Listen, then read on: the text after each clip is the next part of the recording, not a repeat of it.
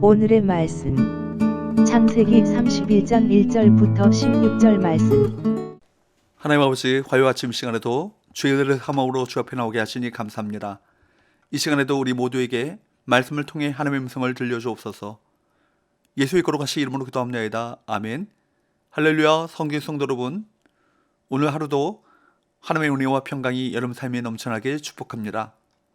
오늘 우리에게 주시는 하나님의 말씀은 창세기 31장 1절에서 16절까지의 말씀입니다.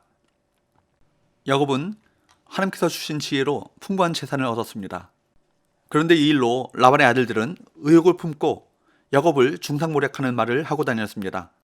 1절, 야곱이 라반의 아들들이 하는 말을 들은즉 야곱이 우리 아버지의 소유를 다 빼앗고 우리 아버지의 소유로 말미암아 이 모든 재물을 모았다 하는지라.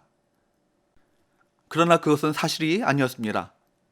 야곱의 양들은 건강하게 번식을 잘해서 점점 많아진 데 비해 자기 아버지의 양들은 그렇지 못하고 점점 약해지고 줄어드니까 야곱이 부자가 된 것은 우리 아버지의 소유를 다 빼앗았기 때문이다 라고 말하면서 수군거린 것입니다. 그런데 여러분, 지금 수군거린 사람들이 누굽니까? 라반의 아들들, 그러니까 외사촌 형제들입니다. 멀리 있는 사람들도 아니고요. 20년 동안 함께 살고 있는 사촌 형제들이 돈 때문에 야곱을 비난하며 뒤에서 수군거린 것입니다.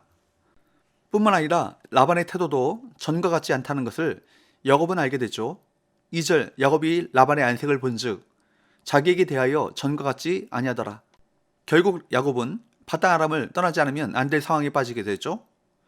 라반과 그의 아들들이 야곱을 모함하는 것은 재물에 대한 욕심 때문입니다.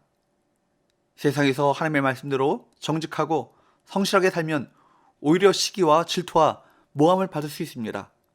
이런 상황에서 하나님께서는 야곱에게 조상의 땅으로 돌아갈 것을 명하시며 그와 함께 해주실 것을 약속하십니다. 3절, 여호와께서 야곱에게 이르시되 내 조상의 땅, 내 족속에게로 돌아가라. 내가 너와 함께 있으리라 하신지라. 바단 아람에서 얻은 번영은 어디까지나 베델에서 이미 주신 약속의 근간인 것입니다. 그렇기에 야곱이 가나안 땅으로 돌아가는 것은 단지 그의 희망사항이 아니라 하나님의 명령에 속한 일입니다. 우리는 세상의 번영과 재물의 마음을 빼앗겨 하나님께로 돌아가야 하는 일을 주자곤 합니다. 그렇지만 어떤 역경과 두려움이 있어도 하나님의 말씀을 신뢰하고 믿음의 길을 가야 합니다. 야곱은 자신의 두 아내를 들로 불러다가 귀한 계획과 이유를 밝히죠.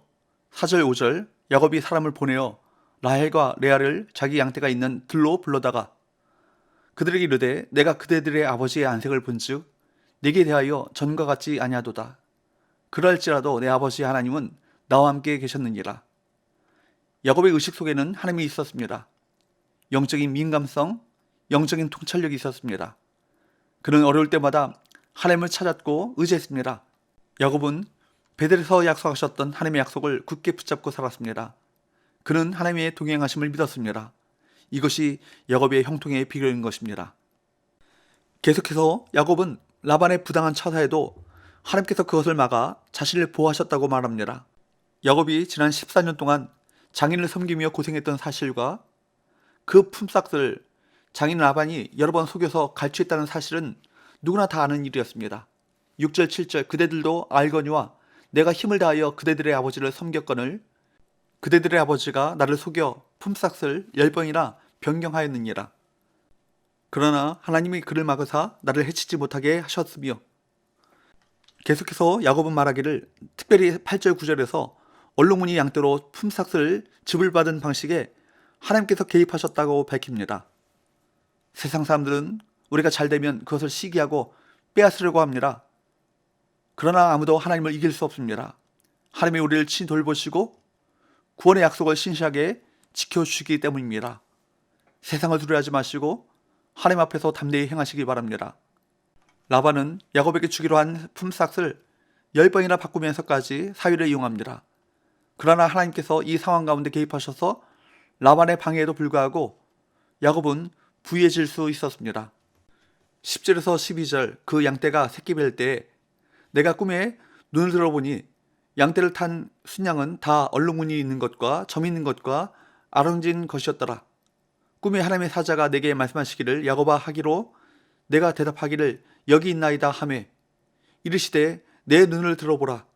양떼를 탄 순양은 다 얼룩무늬 있는 것, 점이 있는 것, 아랑인 것이니라. 라반이 내게 행한 모든 것을 내가 보았노라. 하나님께서는 야곱이 라반에게 당한 억울한 종살이를 지켜보시고 그를 신원하여 주신 것입니다. 사람을 속일 수는 있어도 하나님은 속일 수 없습니다. 불의한 사람들에게 부당한 대우를 받을 때 기억할 것은 하나님께서 이 억울한 상황을, 부당한 상황을 지켜보고 계신다라는 사실을 기억하시고 하나님의 공의로우신 보응을 바라며 인내함으로 이겨내십시오. 13절 나는 베델의 하나님이라 내가 거기서 기둥에 기름을 붓고 거기서 내게 서원하였으니 지금 일어나 이곳을 떠나서 내 출생지로 돌아가라 하셨느니라. 야곱은 20년간의 억울한 종살이를 일시에 실현해 주신 하나님이 20년 전 베델에서 나타나신 바로 그 하나님이심을 밝히며 20년 전 베델의 하나님께서 자신에게 다시 나타나 지금 일어나 이곳을 떠나서 내 출생지로 돌아가라 라고 명령하셨다고 말합니다. 14절 15절 라헬과 레아가 그에게 대답하여 이르되 우리가 우리 아버지 집에서 무슨 분깃이나 유산이 있으리요. 아버지가 우리를 팔고 우리의 돈을 다 먹어버렸으니 아버지가 우리를 외국인처럼 여기는 것이 아닌가. 야곱이 전하는 베델의 하나님께서 주신 귀양 명령에 야곱의 두 아내는 완전히 납득하였습니다. 라헬과 레아는 아버지 라반이 남편 야곱에게 행한 모든 불의한 일에 대해 냉정하게 평가했습니다. 그래서 그들은 야곱의 귀양 계획에 전적으로 동의했습니다. 16절 하나님이 우리 아버지에게서 취하여 가신 재물은 우리와 우리 자식의 것이니 이제 하나님이 당신에게 이르신 일을 다 준행하라. 하나님의 뜻을 분별하고 하나님의 말씀에 민감하게 순종하는 일보다 더 중요한 일은 없습니다. 우리는 인간관계나 세상의 이익을 생각하지 말고 오직 하나님께 순종하는 과감한 결단을 내려야 할 것입니다. 베들로 돌아가라. 이 하나님의 명령은 처음 가졌던 순수한 신앙을 회복하고 구원의 약속을 이루며 살아가라는 지시인 것입니다. 우리는 세상의 가치관을 무의식 중에 수용하여 자기 중심적이고 지극히 인본주의적인 태도를 가지기 쉽습니다. 그럴 때마다 하나님을 향한 첫사랑을 회복하고 약속에 신실하신 하나님께로 돌아가야 할 것입니다. 기도합시다. 하나님 아버지, 라반과 라반의 아들들의 부당한 대우와 억울한 상황에도 신실하신 하나님을 믿고 신뢰했던 야곱과 같이 믿음으로 하나님을 의지하고 신뢰함으로 하나님께서 친히 베푸시는 하나님의 역사를 체험하게 하여 주옵소서. 예수님의 거룩하신 이름으로 기도하옵나이다. 아멘.